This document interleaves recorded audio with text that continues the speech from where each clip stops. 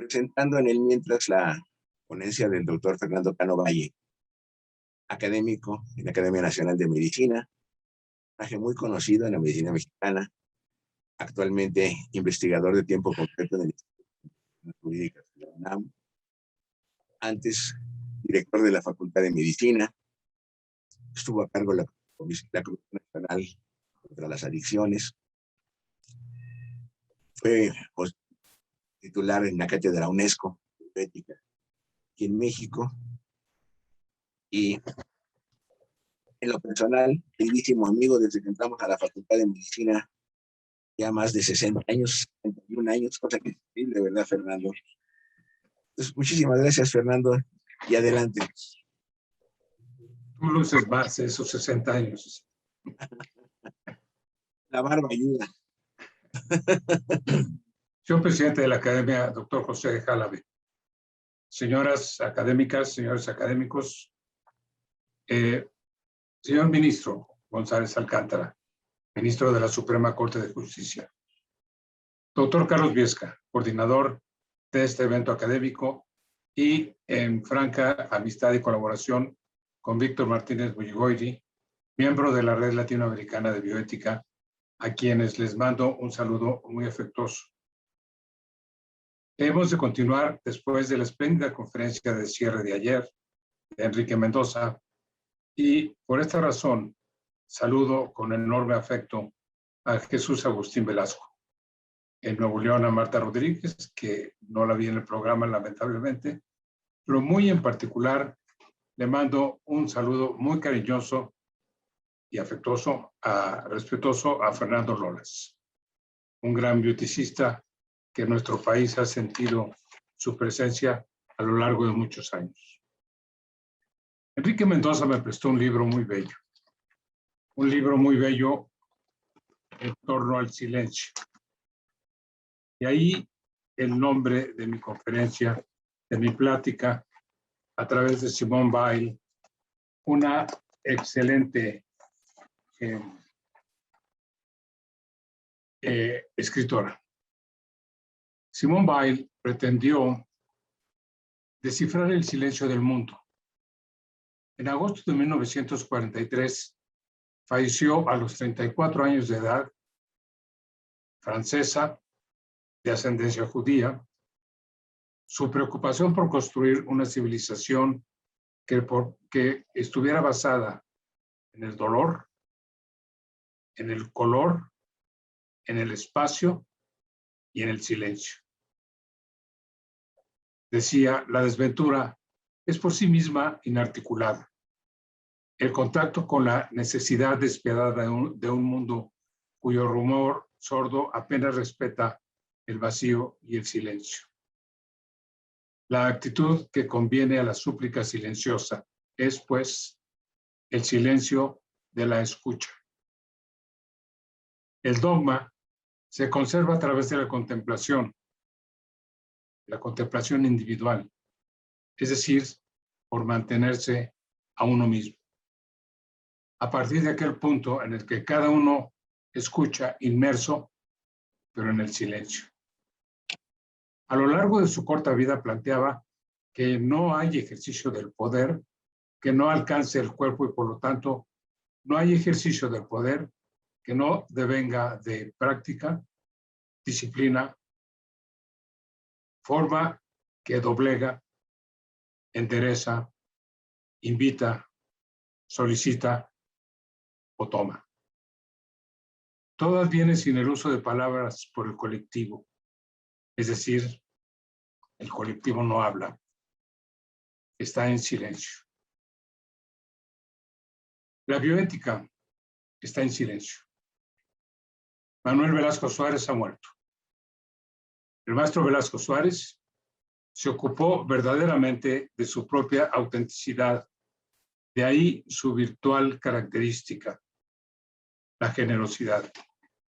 En él no ocupó la idea de la humillación. Ayer escuchamos que se hablaba de la humillación. Bueno, al decir de Abishai Margalit, profesor de filosofía en la Universidad Hebrea de Jerusalén, La humillación es un mal doloroso. Eliminarla es más prioritario que ofrecer respeto. Enfatiza que una sociedad decente es aquella cuyas instituciones no afrentan la dignidad de las personas. La dignidad es la expresión del sentimiento de respeto que las personas sienten hacia sí mismas, en tanto que seres humanos. No es extraño que Velasco Suárez, su palabra no ha sido silenciada, genera pensamientos y abre perspectivas de reflexión, sobre todo en el ámbito de la medicina. Reiteradamente el maestro mencionaba que el ser humano no puede ser considerado como un individuo aislado, sino en relación con los demás, cuando se halla en el conjunto de sus semejantes con quienes acciona sus potencialidades y su guía y su desarrollo.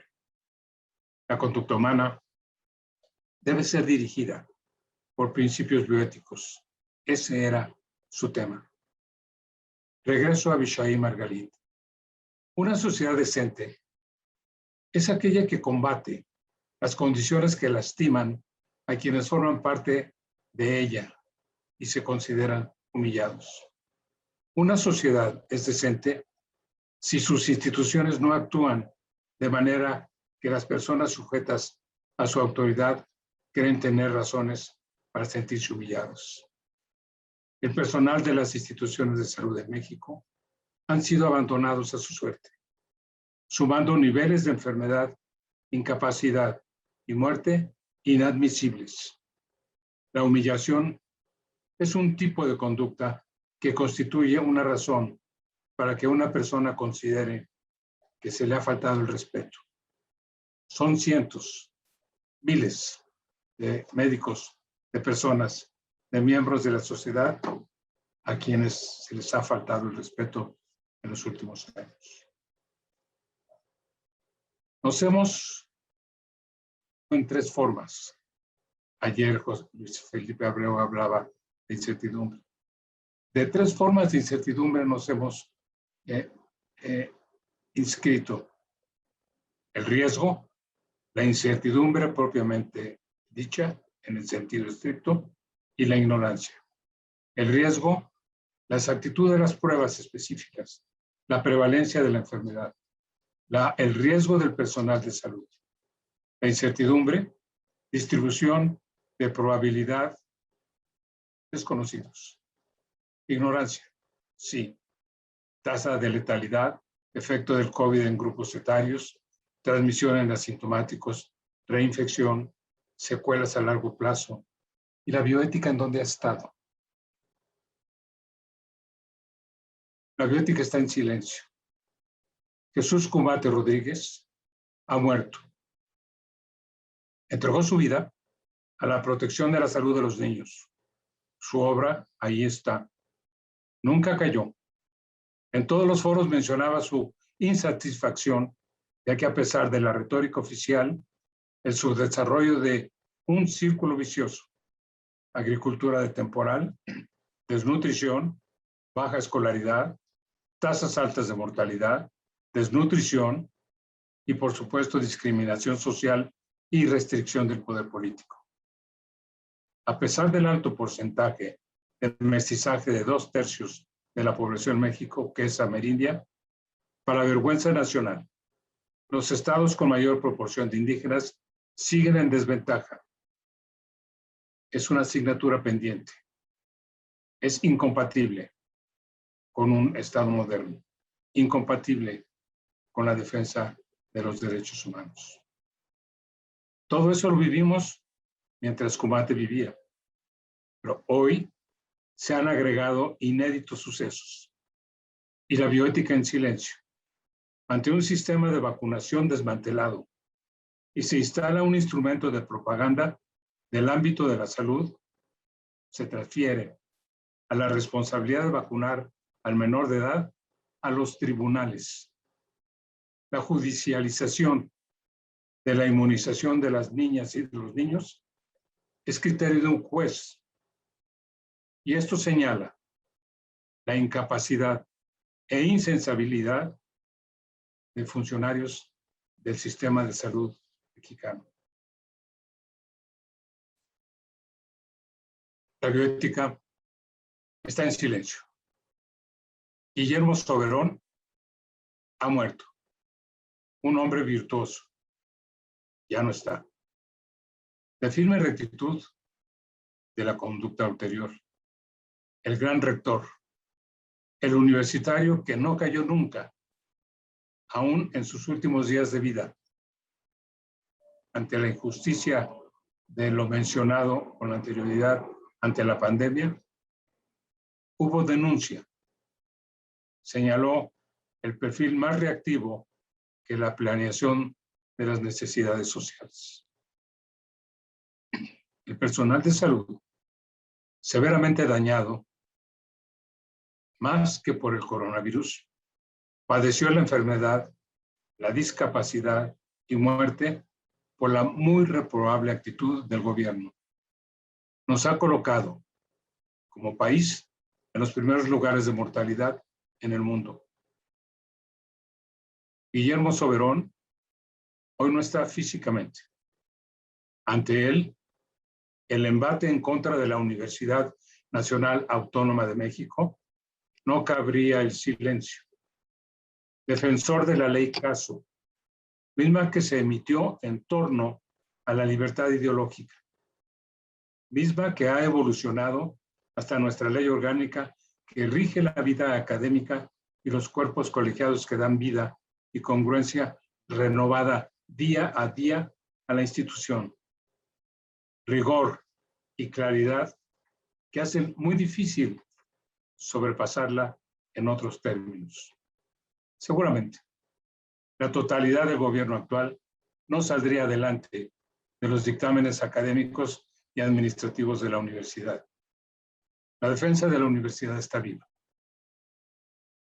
José Ingenieros, el célebre médico psiquiatra teórico de la ciencia que falleció en 1925, escribía que la dignidad implica valor moral, afán de autonomía.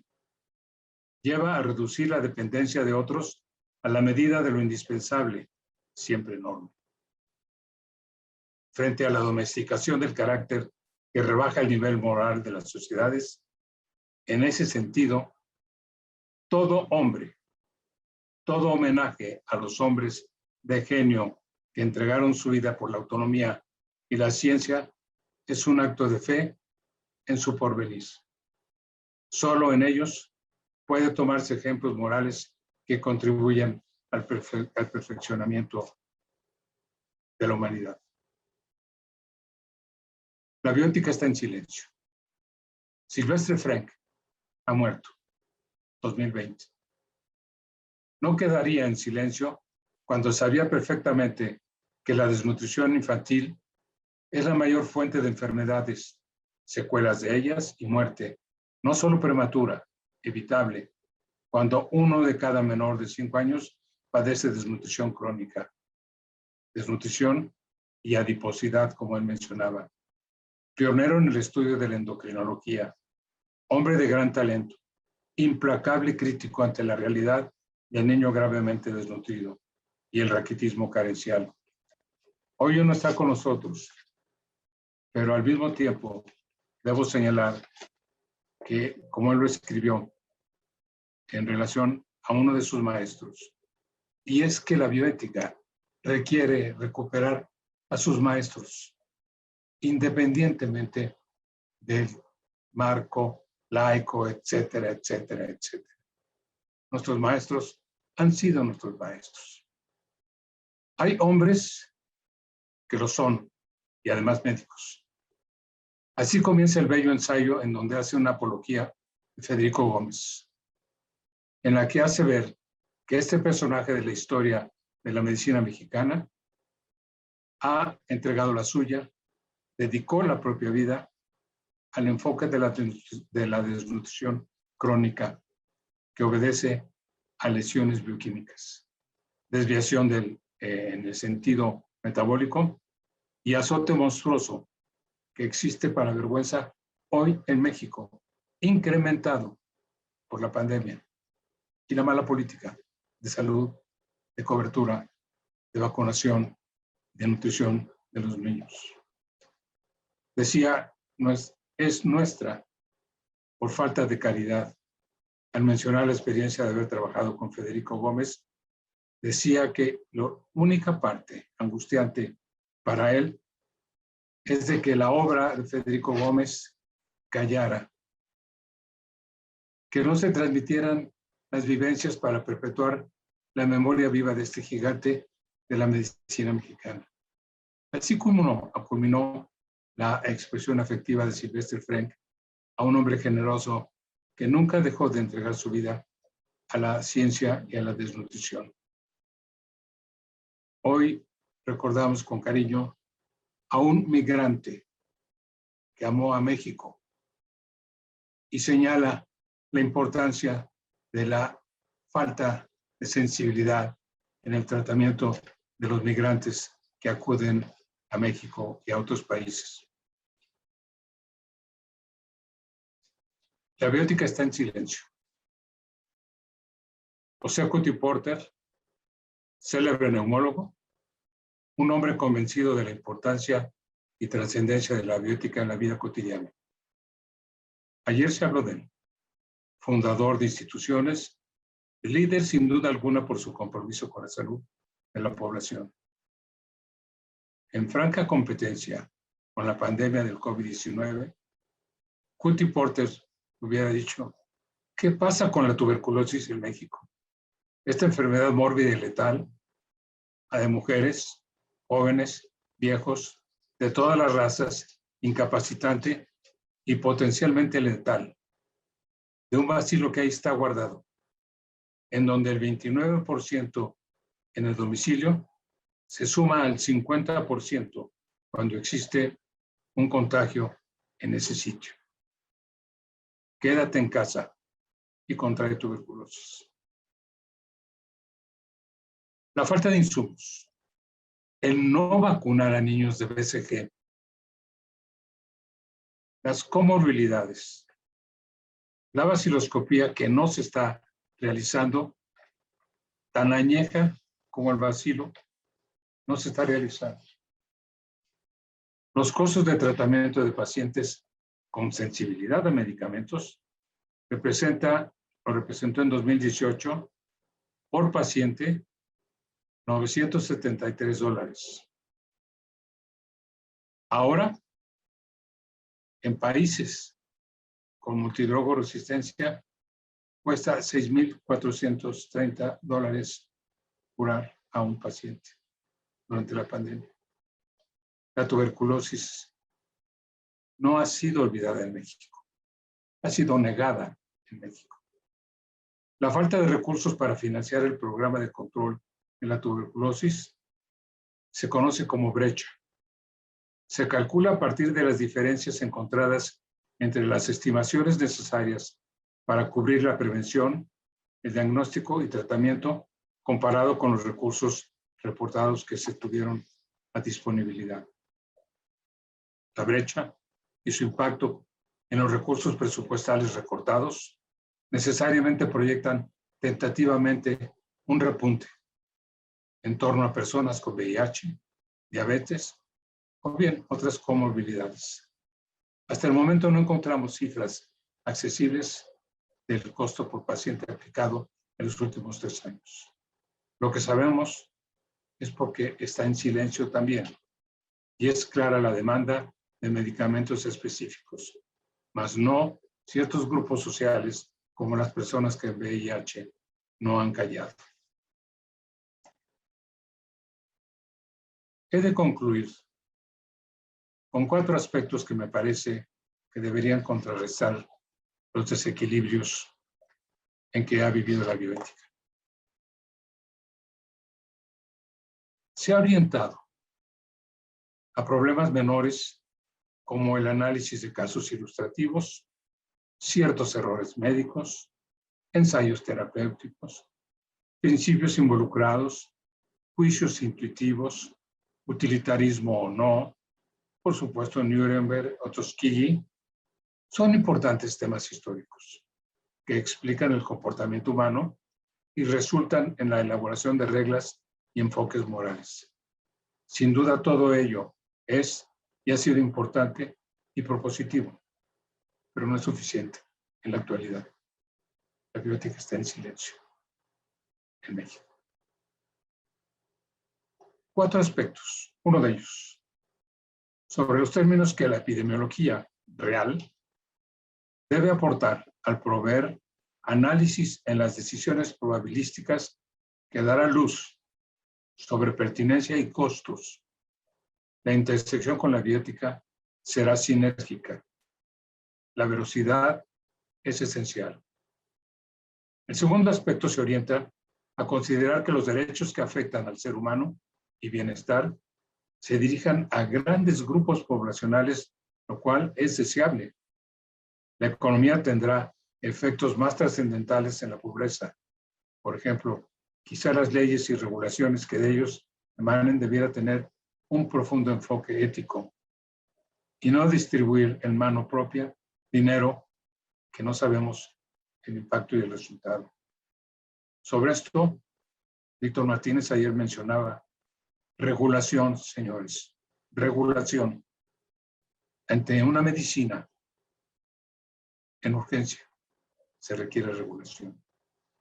En tercer lugar, los gobiernos proveen en forma regular servicios públicos, hacen inversiones selectivas, diseñan incentivos para la autodisciplina y median en acuerdos para mejorar la cooperación social. Todo eso está fuera de discusión.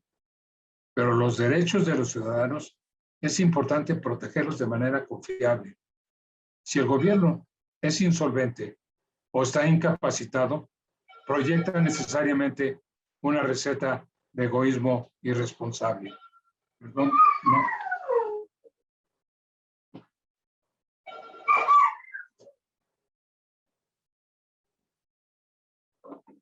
No tenía yo auxiliar para colgar el teléfono, me disculpas. Un enfoque más adecuado de los derechos afirma una premisa que desarma por su sencillez. Las libertades privadas tienen costos públicos. ¿Qué opina la biótica de esto? Los derechos cuestan. No reconocerles vivir en la mítica Arcadia. Hablar de costos no es solo un problema de presupuesto.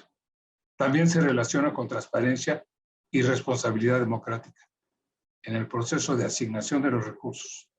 También nos lleva inesperadamente al corazón de la teoría moral, a problemas de ética distributiva y de justicia distributiva, como lo señala Sondheim sobre el costo de los derechos. Ayer, Luis Felipe Abreu hablaba de la variabilidad humana como solución. La variabilidad humana, tiene costos.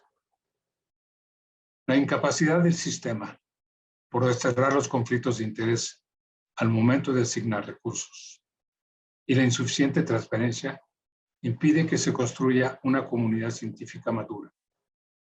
La premisa básica que debe normar un proceso de revisión por pares de proyectos sometidos para su financiamiento debe ser la independencia de los comités. Los comités de bioética en México están en silencio. De ahí que celebro la organización del evento que rompe un silencio. La Academia Nacional de Medicina, la vida académica de la Academia Nacional de Medicina, principió en 1864. Era el momento adecuado. No surgió del acaso, pues tuvo antecesores y precursores. Miguel Jiménez, en su discurso al término de su presidencia, se refirió así, y con esto cierro mi intervención. Cito textual. No sé por qué fatalidad alcanza hasta nosotros esa apatía, ese cansancio precoz que se advierte en todas las empresas, en todas las resoluciones útiles en nuestro país. Yo hago constantes votos porque los médicos lleguemos a desmentir con nuestros esfuerzos la creencia general de que este es un efecto del carácter nacional. No es posible que todo un pueblo se adormezca, indolente, en una nulidad, fatua y despreciable. John Locke, impulsor del empirismo, dijo en el siglo XVII, ningún conocimiento humano puede ir más allá de su experiencia. También dijo, la soberanía no está en manos del rey, sino de la sociedad. Muchas gracias.